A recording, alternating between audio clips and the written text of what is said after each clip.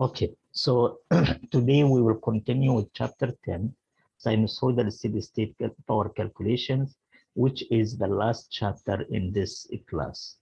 And before discussing the complex power, let me remind you with the previous lecture. So in the previous lecture, we discussed the following. So assume that the voltage V of t is given as V maximum cosine omega t plus theta voltage. And assume that the current is given in time domain representation as I maximum cosine omega t plus theta I plus theta I. So the first thing that we introduced is the instantaneous power. And the instantaneous power was introduced as small p to be the product of Vi. So the product of the time domain voltage and the time domain current will be the instantaneous power, And after mathematical manipulation, we can find the average power, which is the average of the instantaneous power as V maximum, I maximum over 2 cosine theta V minus theta I. And this power is measured in watts, So in order to calculate the average power or the real power, so you need to multiply V maximum by I maximum from this representation, and by cosine the difference of the angle, theta of the voltage minus theta of the current, and this is over 2. So this is the average or useful power. And this power it will be converted to another form of energy, either mechanical energy in motors or light in lamps and other equipment like TV, phone, etc., or thermal energy in heaters, irons, kettles, and so on. So this is the power that we are interested in, because this is the power that can be converted from electrical energy to a useful form of energy, On the other hand, there is another type of power, which is the reactive power, Q, and the reactive power can be calculated as V maximum times I maximum over 2 and times sine theta V minus theta I. So this is the same expression, but we use the sine function instead of the cosine function, and it is measured in volt ampere reactive, or var. And this this power is the power which is represented in the magnetic field in the inductor or in the electric field of the capacitor, and this power cannot be transformed to a useful form or another form of energy. So it will be in electrical energy form, and it will be there. So it could be stored in the capacitor, stored in the inductor, and back to the system, but it will never be converted into a useful form of energy, which are mechanical energy, heat, and light. So we, as electrical engineer, we try to minimize the amount of Q in the system, because we are not able to convert it to a useful form of energy, but it should be there. We cannot do any energy conversion without having the Q in inductors and capacitors. So Q should be there, but if we can, we need to minimize it as much as we can. And we found that the RMS value, let's say the RMS, which is equal to V effective, we can call it V effective, for sinusoidal functions, sinusoidal time domain representation, will be equal to V max over square root of 2. If the function is other than sinusoid, so it will be, this relationship will be not valid. So this relationship is valid only if the function or the time domain voltage or current given in a sinusoidal form. And similarly, I can say that I RMS is equal to I effective, and this will be equal to I max over a square root of 2. So having this in mind and replacing V max over square root of 2 by V effective and I max over square root of 2 by I effective, then I can rewrite these two forms of the two formulas as P equal to I, let me start with the voltage. So it will be V effective. So it will be V effective times, sorry, I effective and times cosine theta V minus theta R. So this is the active power, which is measured in watt, but it is calculated through the effective values rather than the maximum values, The effective values are the same as the RMS values. And similarly, I can calculate Q, the reactive power, as V effective times I effective sine the phase angle between the voltage and the current. So theta V minus theta R, and this will be measured in volt ampere reactive, And lastly, that we introduced in the previous lecture is the power factor, and the power factor is equal to cosine the angle difference or phase shift between the current and the voltage. So it is cosine theta V minus theta I. So this is the power factor. And the power factor is dimensionless, but it should be specified either lagging or leading or unity. So it has we have three types of power factor. Lagging,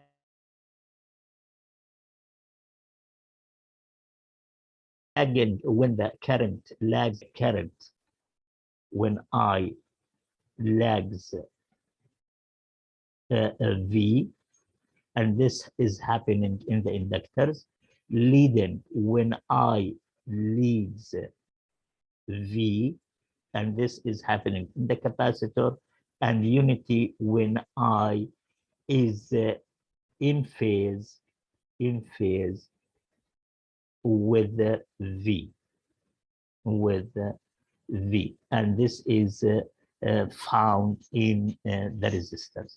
So here we have inductor character, here we have capacitor character, and here we have resistive character. And what we mean by lagging or leading, what we mean by I lags V or I leads V. So let me remind you that if you have a sinusoid, let's say this is one sinusoid and this is the other sinusoid. So we see that this sinusoid has its maximum before this sinusoid. So I can say that this sinusoid leads this one, or this one lags this one. So either you say this leads this, or this one lags this, because the maximum values is happening at different times. If the two sinusoids are on, let's say in this form, so this is one sinusoid and this is another sinusoid, very small one. So we see that the maximum values of these two sinusoids are found at the same time. So we say that they are in phase, and thus the cosine of the angle between them will be one, and it is called a unity power factor. Unity power factor means that cosine theta V minus theta I is equal to 1, and this is why it is called unity.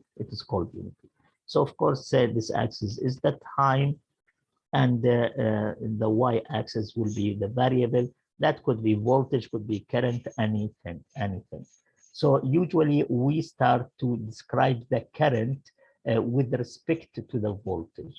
So when we say that this power factor is lagging, this means that I lags V, not V lags I. So we start always with the current. When we say that this power factor is leading, so this means that I leads V. When we say that the power factor is equal to 1 or unity power factor, this means that both sinusoids are in phase. So this is what we had in the previous class. Any questions, please? Any questions? No questions? Yeah, Professor, I have a question. Yes, please go ahead. So, when you describe the unity, can you go over that real quick? I'm not sure if I understand what you wrote after it. Okay, so a unity, this means that the current is in phase with the voltage, okay? And this means that cosine this angle, which is the power factor, cosine theta V minus theta I is equal to 1.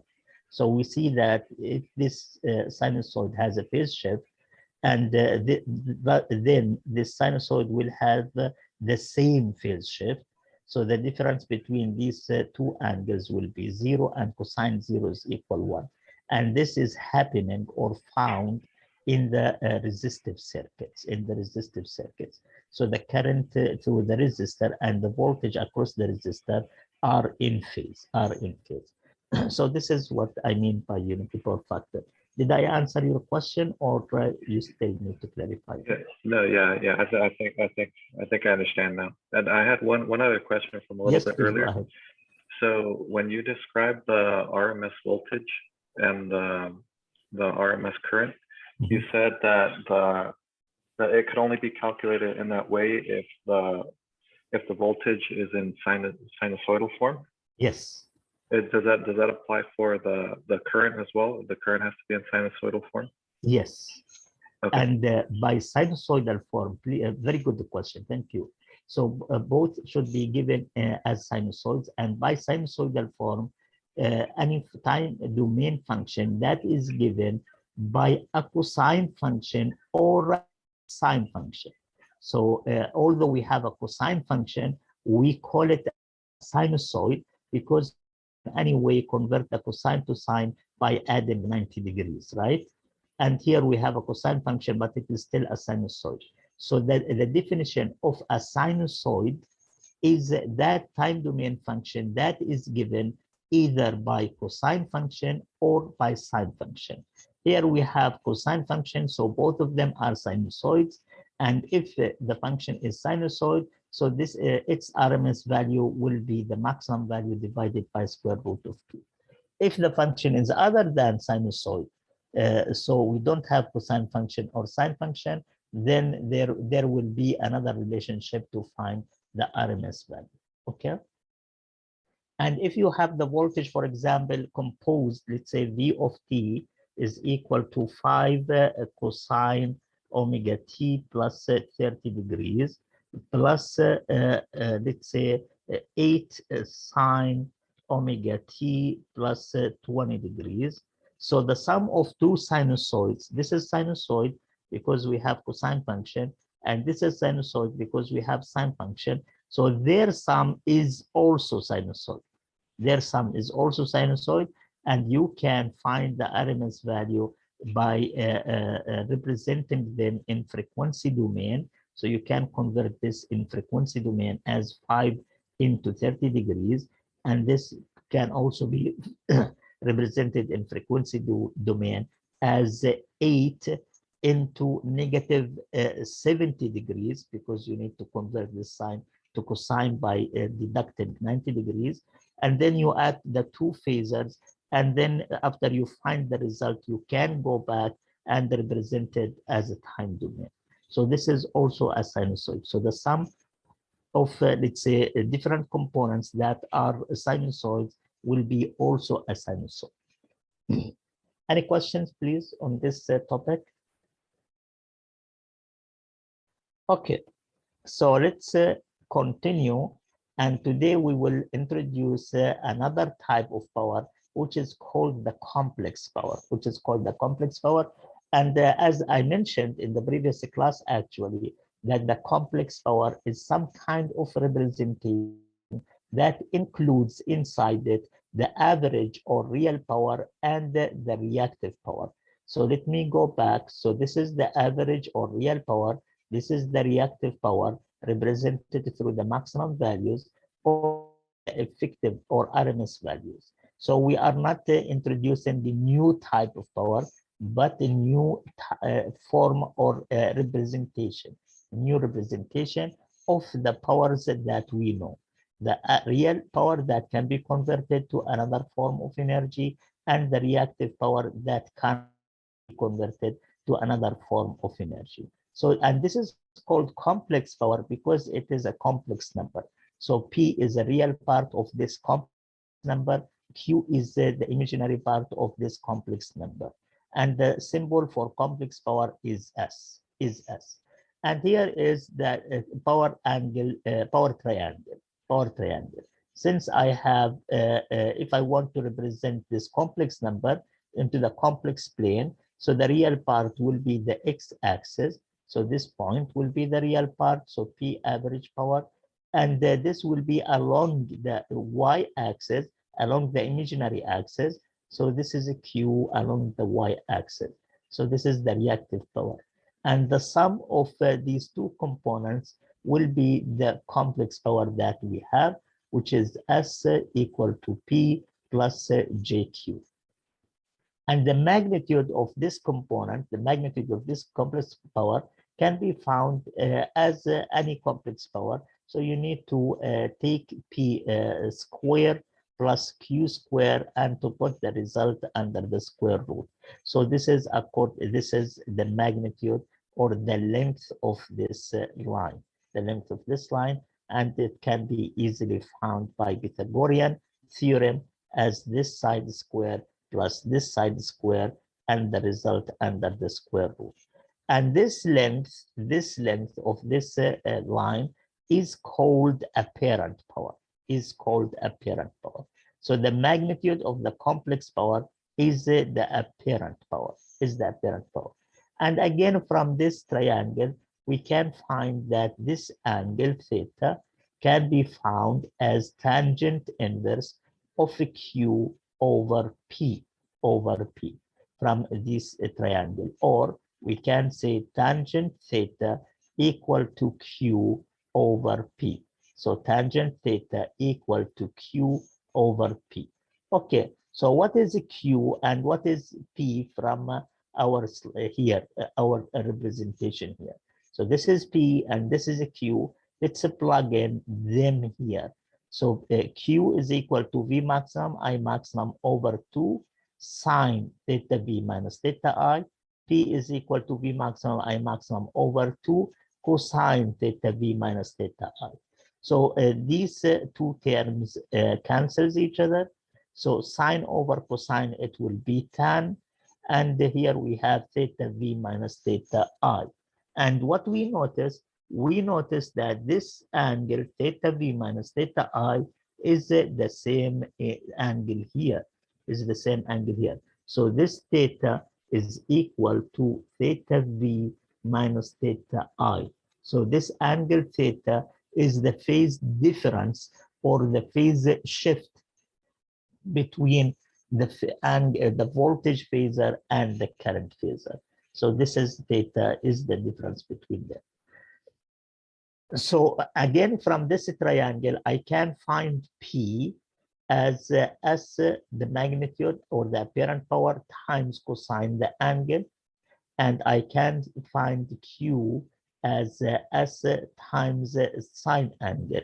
And again, if I compare this formula, for example, S cosine theta by the formula on this one, by the formula from the previous slide, it will be V maximum times I maximum over square root of 2 cosine theta V minus theta I.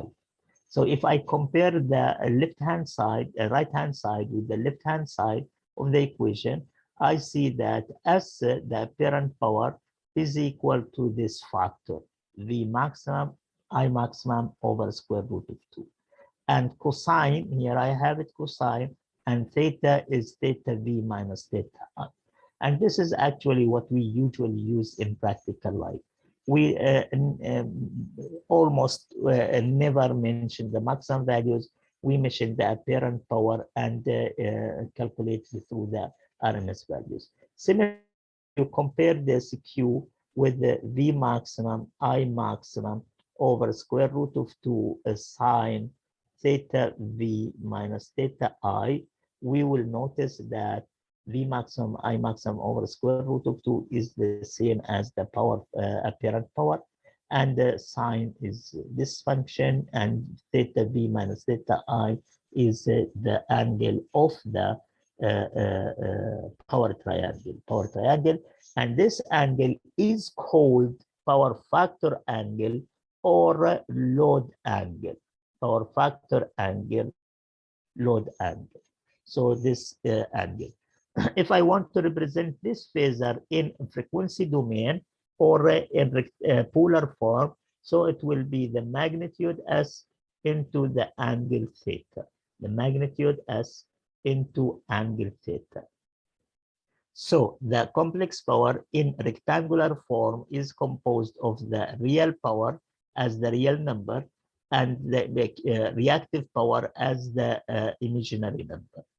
And if you represent this power in a polar form, it will have the magnitude, which is the apparent power, into the angle, which is the power factor angle, and the or load angle, and equal to theta V minus theta I.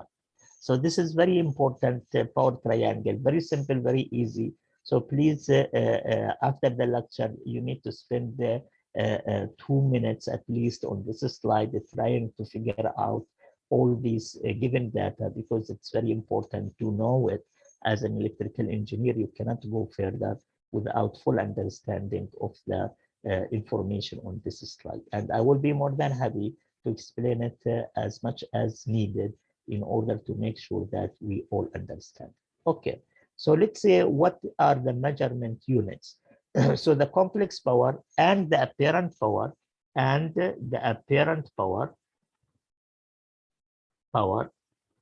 are measured in volt ampere. So these are the complex power and apparent power. The average power is measured in watts, and the reactive power is measured in volt ampere reactive. Volt ampere reactive could be abbreviated as small letters var or capital letters var. But average power should be abbreviated as capital letter W, and complex power and apparent power can be abbreviated as B capital letter, A capital letter. Any questions, please, on this slide? This slide, please. Yes, I have a question. Go ahead, please. So say, for example, a problem like this, what would be given the sinusoids equations, or like what would be used to start plugging into the equations listed on this page? Okay, so as you see here, V maximum, I maximum, so the time domain functions should be given. Okay, theta V, theta. But we can also, if the voltage is given as a phasor, so it will be V maximum into theta V, and the current is I maximum into theta I. So even if the voltage and the current are given in frequency domain, so I still have the maximum values that I need, and I still have the angles that I need. Okay. Okay. Yeah, it makes sense. Thank you. Oh, yeah. Okay. And let's have one example here. So an electrical load operates at 200 volt RMS. So first thing that you need to pay attention that this is RMS. This is RMS. So in practical life, we don't mention RMS.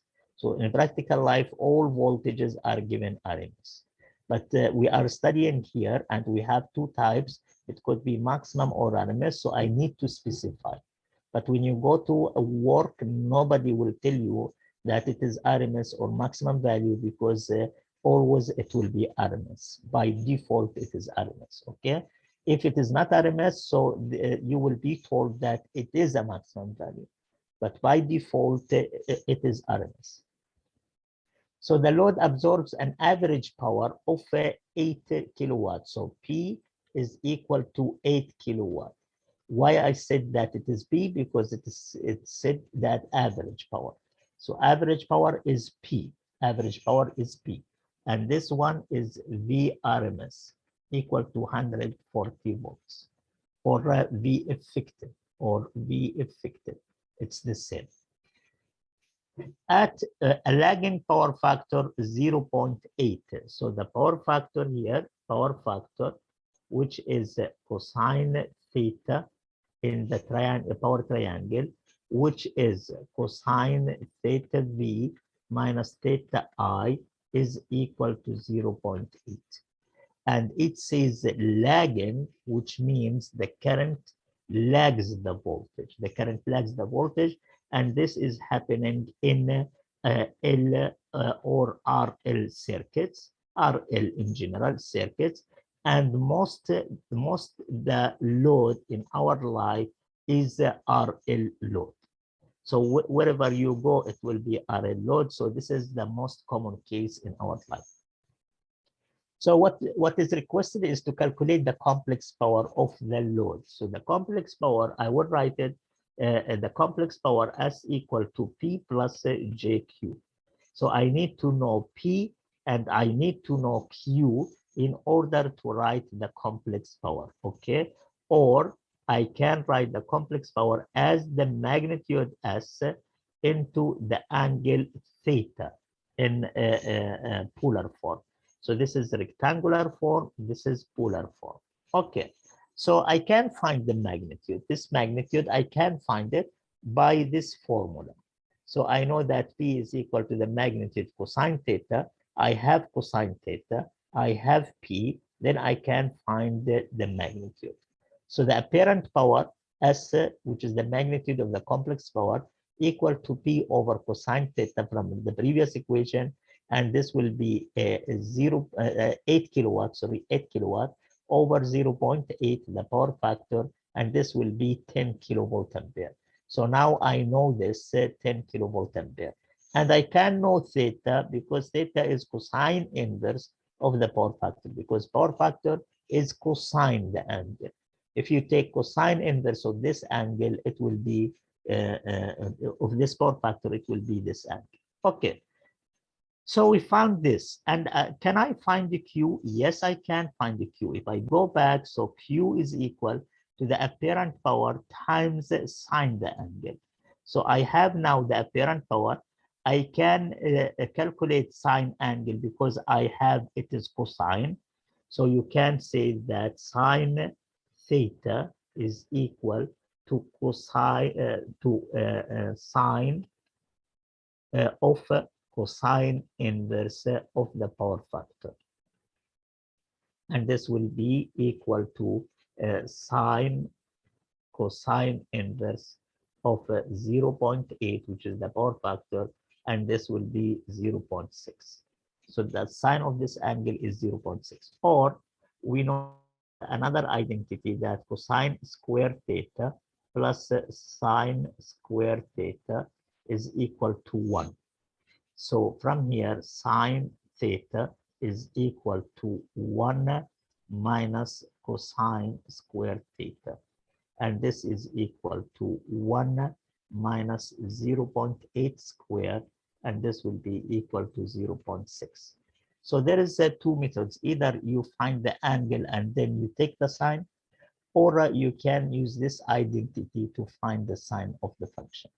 So either methods, you will find that the sine is equal to 0.6, and 0.6 times 10, it will be equal to 6. 0.6 times 10 kilovolt ampere will be equal to 6 kilovolt ampere, and we add the letter R, var, because this is a reactive power.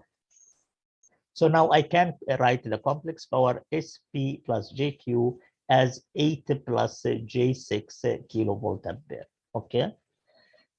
Or you can find the angle, and this will be the apparent power into the angle theta, and the apparent power here is found to be 10 kilovolt ampere into the angle, which is cosine inverse of the power factor, which is 36.37 or 87 degrees volt kilovolt ampere. So you can write it in rectangular form or in polar form. In rectangular form, it has the information about P and Q, and in polar form, it has information about the apparent power and the power factor angle or the load angle. The other part of this example is calculate the impedance of the load. So let me try to imagine the circuit. So this is the circuit. So we have the impedance Z, we have plus minus V, and we have the current. So if I want to find the impedance, I need to find the current first, and then I can find the impedance.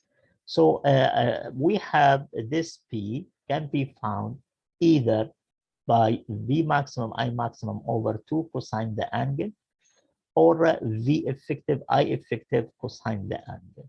So since the voltage is given RMS voltage, so it is given as an effective value, so better I will use this representation, this formula through the RMS values. So the power is equal to V effective, I effective cosine theta V minus theta I. V effective is given 240 volts. I effective is unknown. Cosine, this phase difference is the power factor and is given as 0.8. So, and this will be equal to P, and P is given also as 8 kilowatts. So it is 8,000 watt. So as you see, I have this side known, the other side I have only I effective unknown. So I can solve for I effective. So I effective will be 8,000 divided by 240 and divided by 0.8. So the result will be 41.67 amperes. Now you can find the Z, the impedance, by Ohm's law as V effective divided by I effective. So V effective by I effective, 240 by 41.67. So the impedance is 576 ohm. But what is the type of the impedance? What is the angle of the impedance? So I need to take that, I need to find theta, which is the cosine inverse of the power factor, because as I told you, this angle is the power factor angle or the load angle, So I found it to be 36.87. So Z will be this amplitude, this magnitude into this angle, the load angle. And then if you convert this phasor polar representation to a rectangular representation by multiplying the magnitude by the cosine of this angle, this will be the real part, and then multiplying the same magnitude by sine of this angle, this will be the imaginary part. And as you see, this will be as much. So this is the resistor, and this is the inductive reactance. So this load will be composed of a resistor and a reactance, inductive reactance. Any questions on this example, please? Is it clear, please?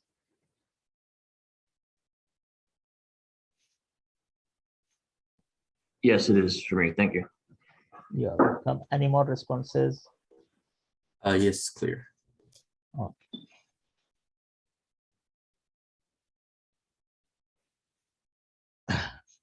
So now let's see the phasor representation that I already explained in the previous slide, but we will represent here as well. So we introduce the complex power as P plus JQ. So S, which is the complex power, is equal to P plus JQ. And again, this is not a new type of power. It is just a new representation or a new form of power representation, which includes inside it the real power or average power and the reactive power. And we know that P can be calculated through the maximum values as V maximum I maximum over 2 cosine theta V minus theta I. And we know that Q can be calculated through its maximum values as V maximum I maximum over 2 sine theta V minus theta I. So this is the difference, that this is sine and this is cosine. And we can now take V maximum I maximum over 2 as a common factor. So inside the brackets, we will have cosine from this term plus J sine from the other term. And now we can use Euler identity to represent this complex number into phasor. So it will be V maximum I maximum over 2, this factor. And this identity, if you remember from Euler's identity, can be represented as exponent to the power of J times the angle, which is theta V minus theta I. And this will be in phasor form equal to half V maximum I maximum, which is the same V maximum I maximum over 2.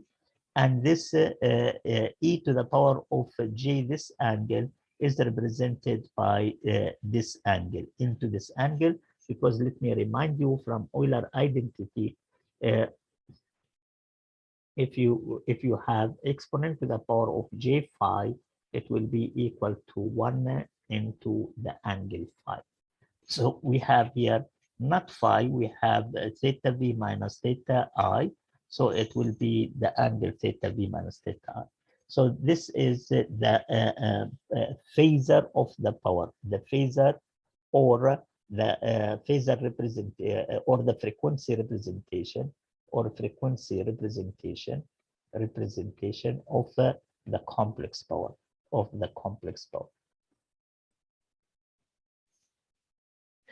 we can also express it through effective values. So V maximum over square root of 2 can be replaced by V effective. I maximum over square root of 2 can be replaced by I effective. So the complex power can be calculated as V effective, I effective into the power angle, power factor angle or load angle theta V minus theta I, which is the same as Euler identity. And if we represent it through Euler identity times the exponent to the power of J theta V minus theta I, and now I will split this exponent into two exponents. The first one will be exponent to the power of J theta V. Let me magnify this part of the formula. So this is the first component of the exponent, and times the other exponent with the power of J negative phi, J negative phi, and the rearrange component. So V effective multiplied by this angle, as you see, and I effective multiplied by this angle. So if you remember, this representation is the voltage phasor, and this representation is the current phasor, but with a negative sign, This means that we can say that the complex power, which is equal to P plus JQ, is equal to half the voltage phasor times the conjugate of the current phasors.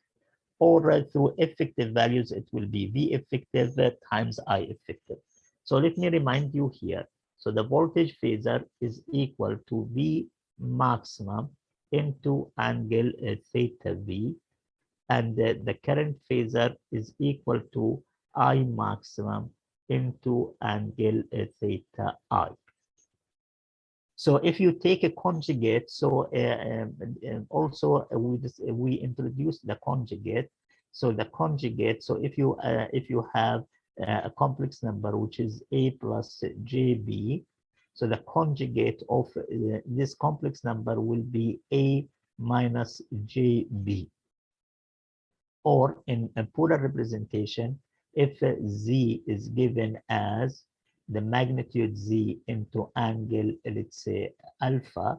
So conjugate of Z will be the magnitude of Z into angle negative alpha. So what I want to say here that the conjugate changes the sign of the imaginary part, or it changes the sign of the angle. So since here the angle of the current phasor is changed to negative, so I can replace this phasor by I conjugate. So I conjugate here will be equal to I maximum into angle negative theta I. So if I multiply now V complex number, V complex by I conjugate, and multiply it by half, it will be V maximum times I maximum over 2 into angle theta V minus theta I, which is exactly the same as this. It will be V maximum, I maximum over 2 into angle theta V minus theta I, because when you do multiplication, you add the angle. So theta V plus negative theta I, it will be theta V minus theta I. And you can replace also the phasors by their effective phasors. So V effective is equal to V effective into angle theta V, and I conjugate effective will be equal to I effective into angle negative theta I. So if I use the effective phasors, so I need just to remove this half, because this half will be split into 2 square root of 2 under the voltage maximum, under the current maximum, and will be replaced by effective values. So and the bottom line is that this is a derivation, you don't need to memorize it. The bottom line is that if you have been given the voltage phasor and the current phasor, so you can calculate the complex power as the product of the voltage and the conjugate of the current phasor. If both phasors are represented in their maximum values, then you need to multiply by half. If the phasors are represented by their effective values or RMS values, then you need to remove this 1 over 2. Any questions, please? Any questions? Okay. So again, you remember from the resistive circuit, so the power in the resistive circuit was equal to V times I, and it can be calculated, and we know that V over I is equal to R. So if I insert this formula in this formula, so I can say that the power can be calculated as V square over R, or the power can be calculated as I squared times R. And this was discussed in the resistive DC circuit. So we have here similar concept, similar issue, but not the power. We need to have the impedance. So we will use the impedance and then the complex power. And when we come to the power and reactive power, then we need to use R and X, because this is for resistive circuit. But now we have Z, which is equal to R plus JX.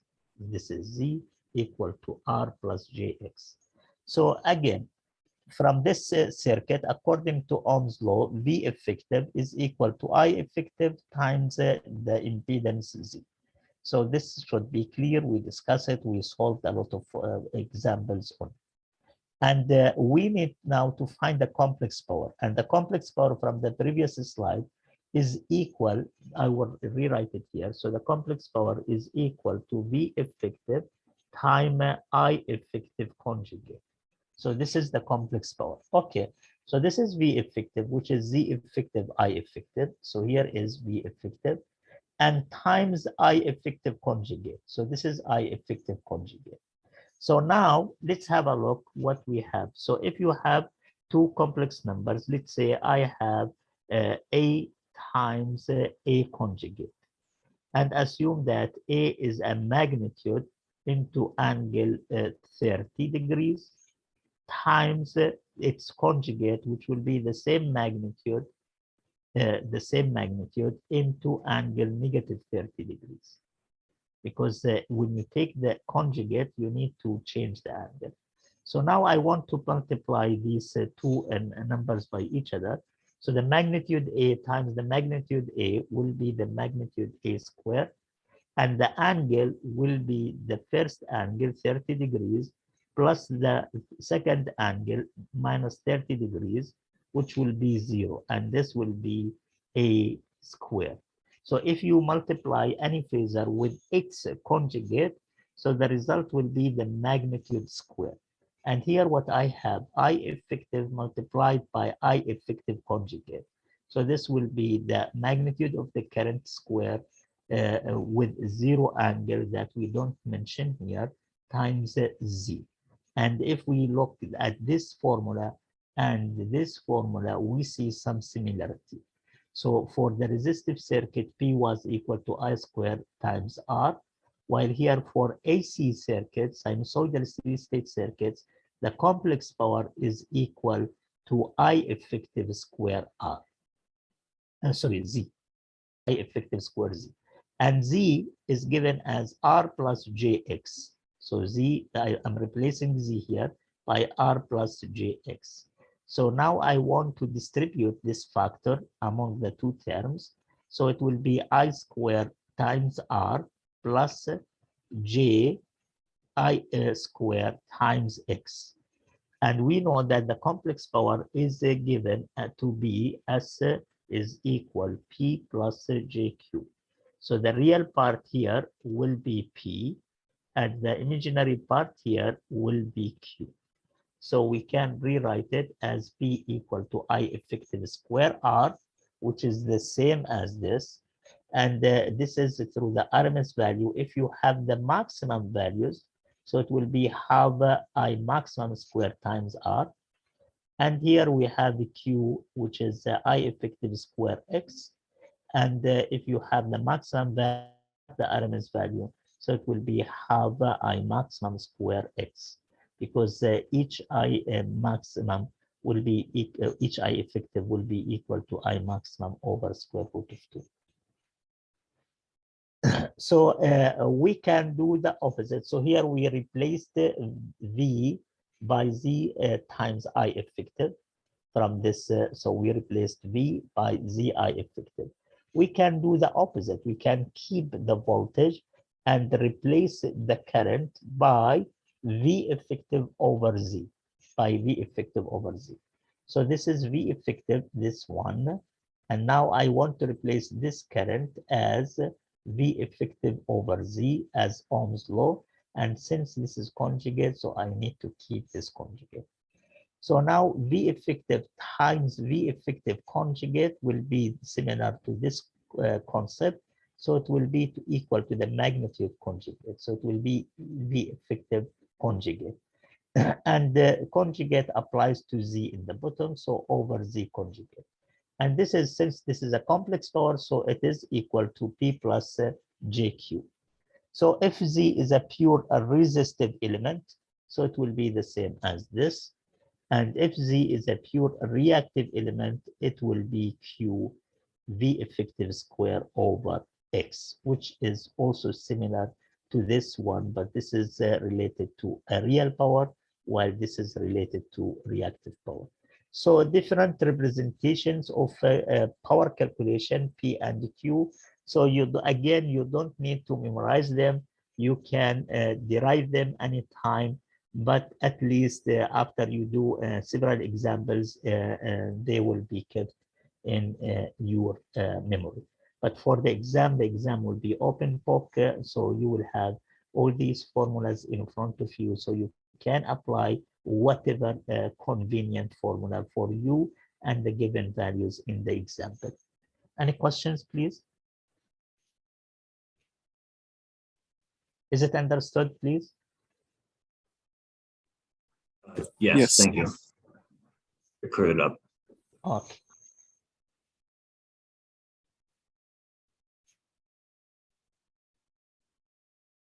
Okay, so here one example that will help us to enforce the theoretical understanding. Okay, so we have a circuit here. As you see that the voltage is given in frequency domain and in RMS.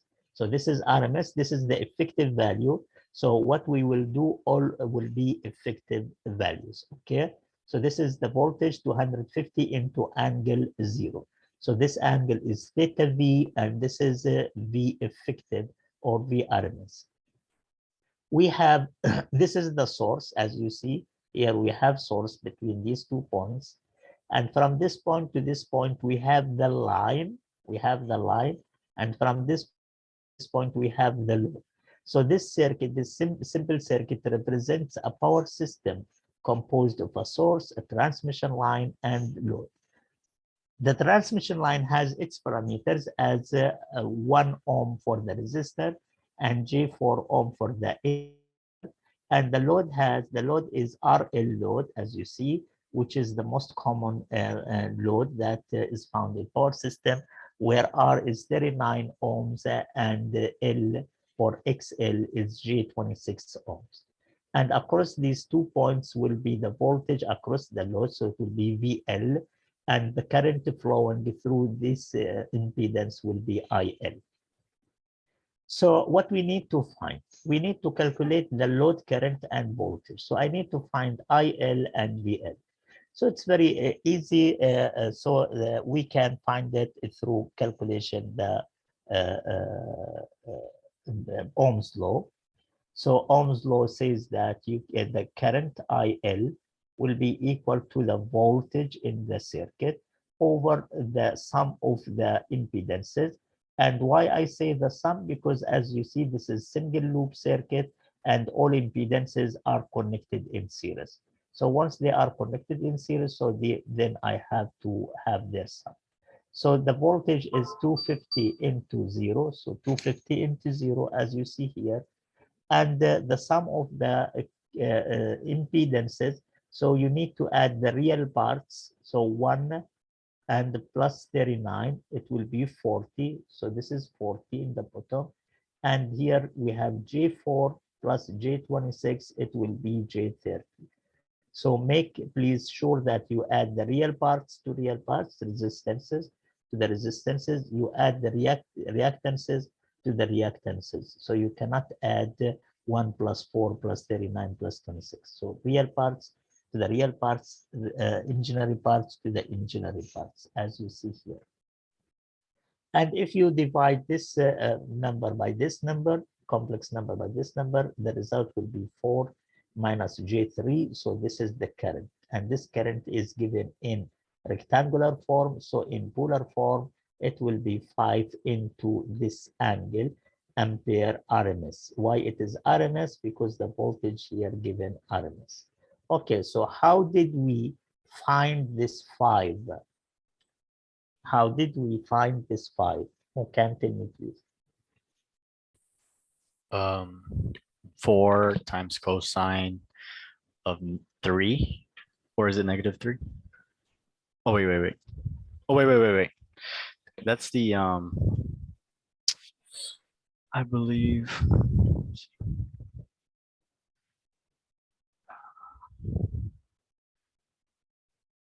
Oh yeah, the square root. There you go. The square root. Square root of? Square root of 4 plus the square root of 3 squared. Yes. Okay, so the square root of 4 square plus 3 square will be 5. And I see that is given in by Daniel in the chat box. Thank you, Daniel. Okay, Daniel emphasizes that this is, sorry. So this is the square root of negative 3, and he is correct. So the square root of, the square of negative 3, because it is negative 3 here. Okay, so this is how to find the magnitude. Okay, how did we found this angle? That's the tangent inverse of 3 over 4. Oh, negative 3 over 4. Yes, exactly. Tangent inverse of negative 3 over 4 will be the angle negative 36.87. So what we did here, we converted polar rectangular to polar. We converted rectangular to polar. So we discussed this concept or this procedure before, and the vice versa will be the conversion from polar to rectangular by multiplying magnitude by cosine this angle, it will be the real part, and multiplying this magnitude by sine this angle, it will be the imaginary part. So please, you need to make sure that you do know how to do this conversion, at least using the calculator. Okay, now after I have the current, I have the impedance of the load. So I can use Ohm's law and multiply the impedance by this current that I found, and then it will be the voltage across the load. So the voltage across the load is the impedance of the load, 39 plus 26, 39 plus 26, and times the load current, which is found to be 5 into angle negative 36.87. If we do this multiplication, it will be 234 minus J13. And if you do the same procedure here, then the magnitude will be 204.36 into negative 3.18 volt RMS. So what I see that the voltage source gives 250 volts, while the voltage that arrives to the load is only 234 point something. So we have around 16, almost 16 volts was dropped across the line. So this is something that you need to deal with if you go to work in electrical companies. You need to calculate the voltage drop and to minimize it, Okay, so this is the first point. The second point, calculate the average and reactive power delivered to the load. So always think about this formula. The complex power will be V load times I load conjugate. I have V load, which is this one.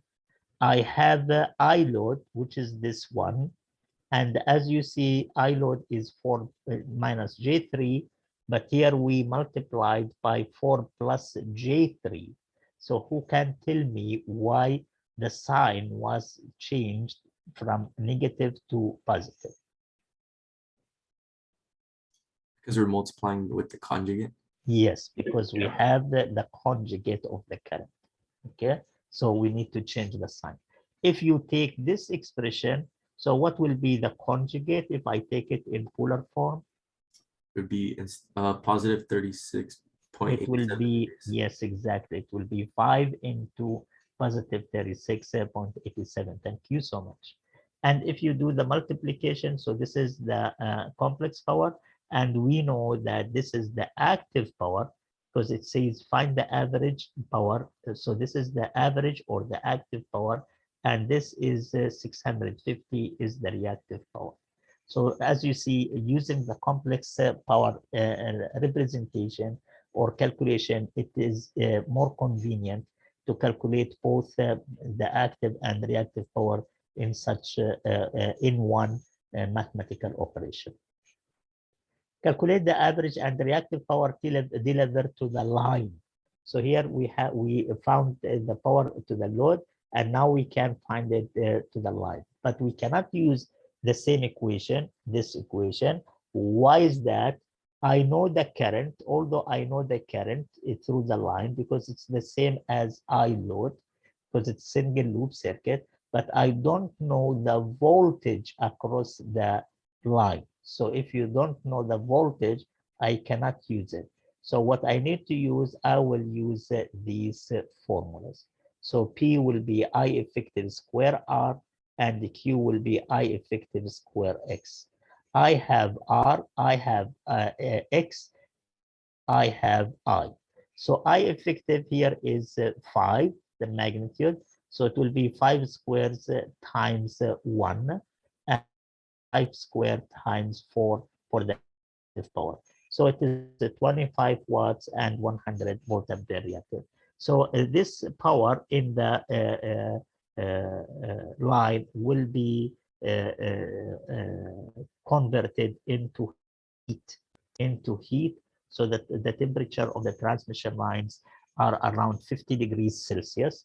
So this is the power lost in the transmission line in the heat form, Q is still there in the system. It will not be converted to any other form of energy.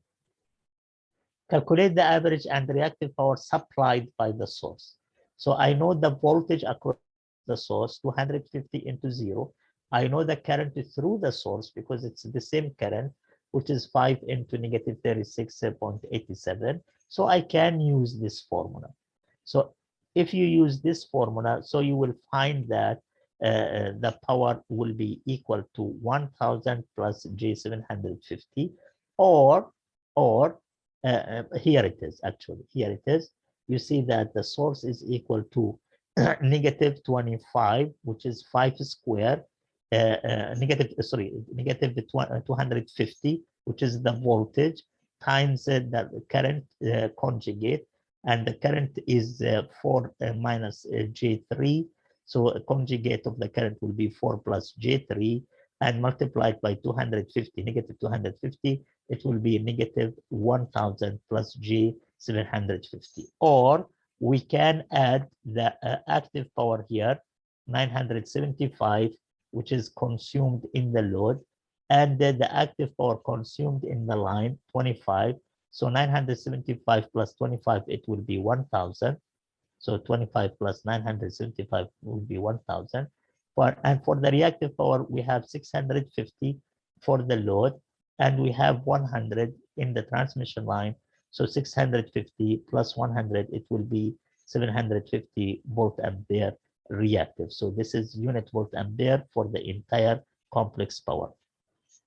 So one of you may ask why we have negative sign here. So what is the purpose of this negative sign? Why we don't do V times I line conjugate? So V times I line conjugate without this negative sign. So my answer is that we calculate the power always with respect to the passive sign convention.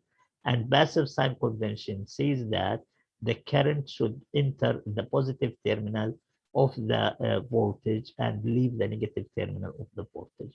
While here, as you see, the positive terminal is this one, the negative terminal is this one. So the current is entering the negative terminal, not the positive terminal, and leaving the positive terminal, not the negative terminal. So once we have the polarity of the voltage is different, or you can say it in other words, once you have the direction of the current is different, then you need to add this negative sign. So this is from the passive sign convention. So as you see that the source will deliver 1000 watt to the system and will deliver 750 volt ampere reactive to the system. Any questions, please, on this example?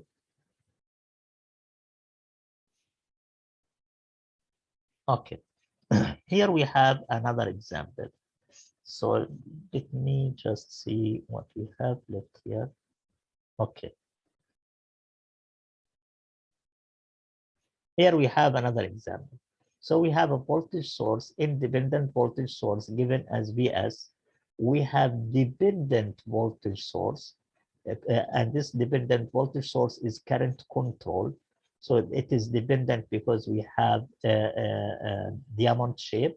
It is voltage source because we have plus minus polarity inside it.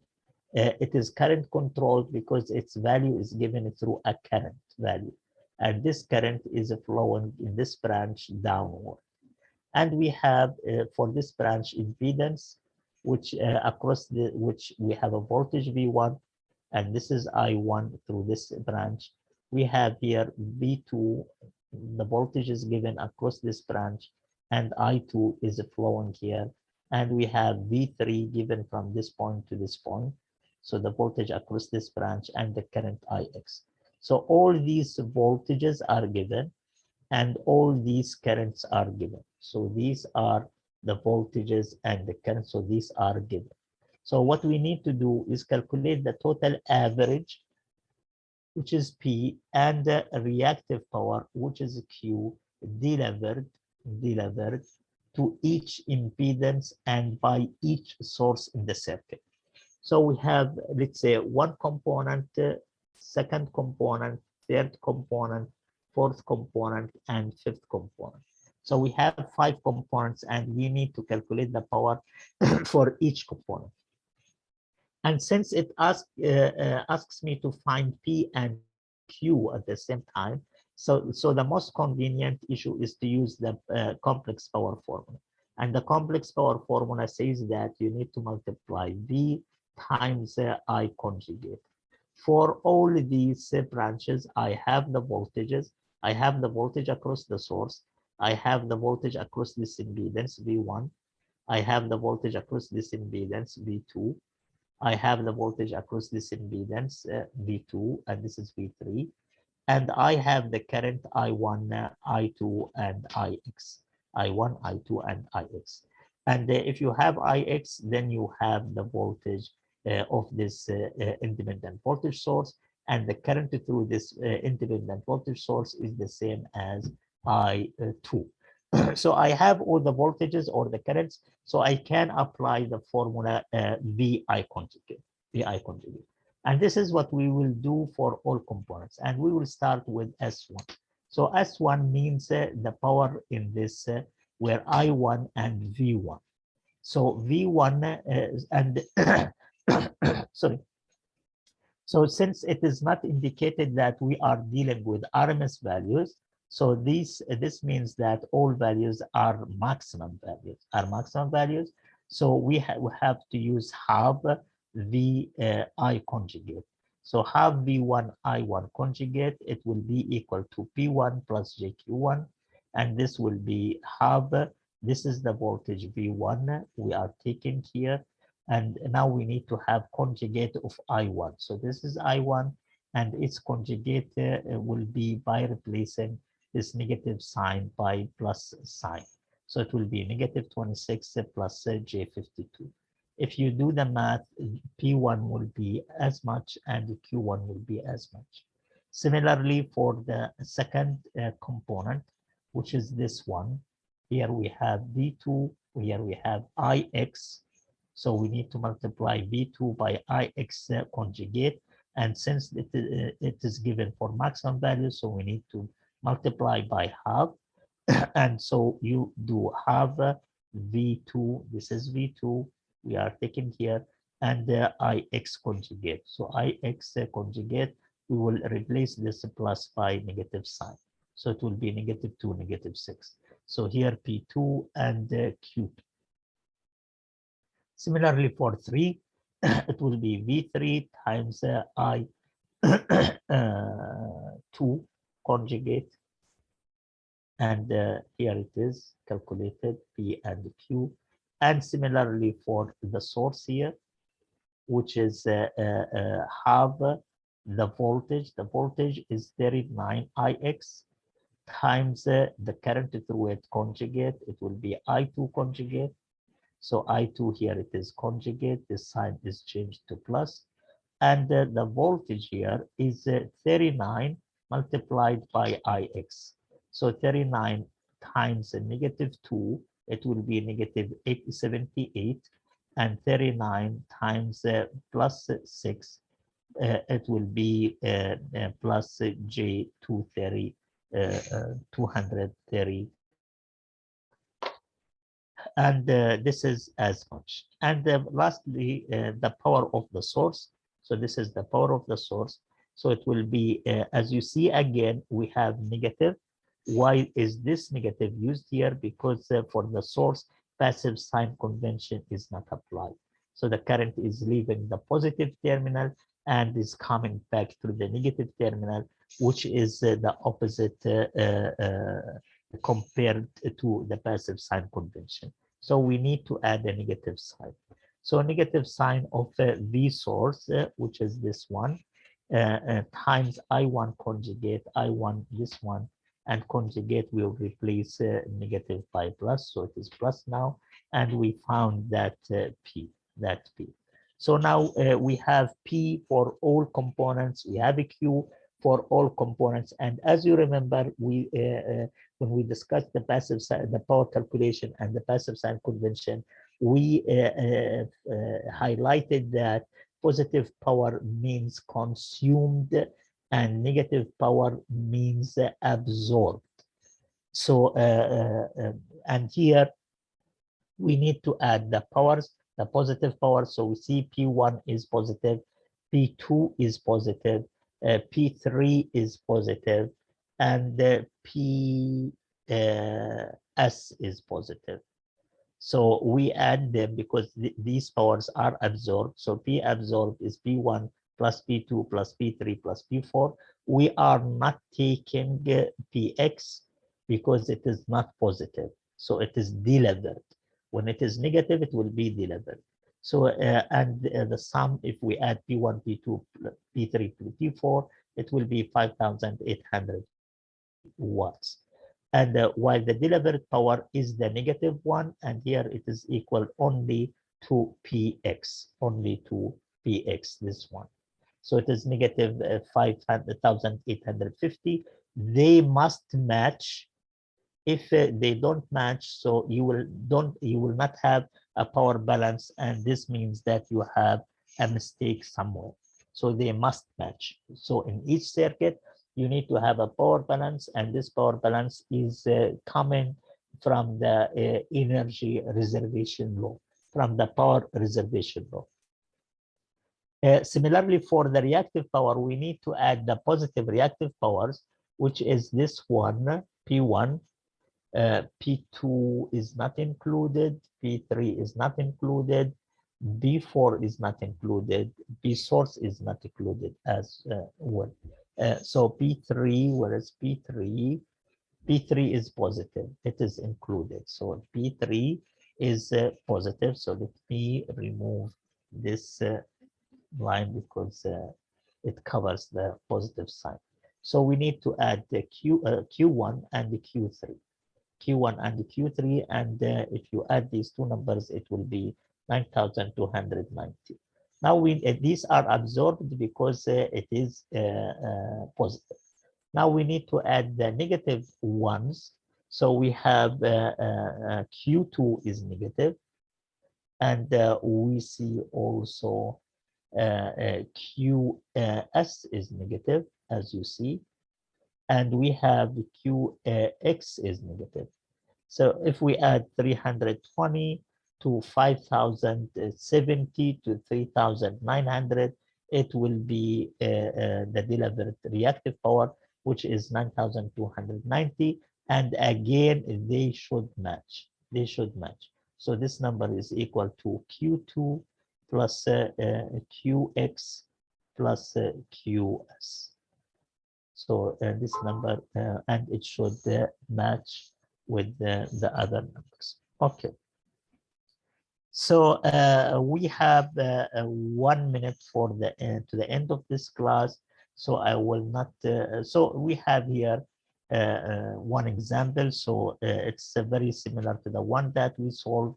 So I will not give it as a homework. We are done with the homeworks, but of course, it will be very good if you solve it.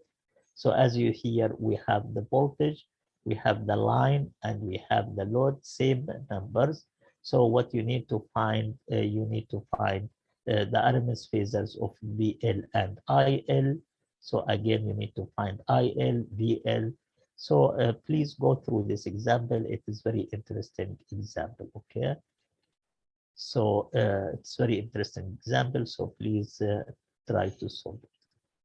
Okay, so and in the next class, we will cover the last topic, and we may go for a quick review of all chapters that we had. Okay, so if you don't have any questions, I will end the class at this point. If you have any questions, please go ahead. I will be more than happy to discuss them with you. And let me remind you, and I believe that you all know that in the next week, we will have the final exam in this course. Any questions, please?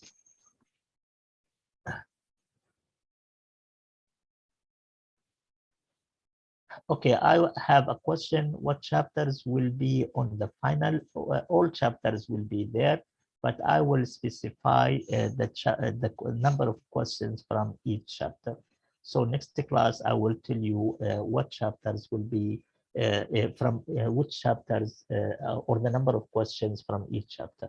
So next class, I will tell you about the structure of the exam. So you will have 5 problems. You will have 5 problems, and you will have 2 problems from the last 2 chapters, and you will have 1 problem from the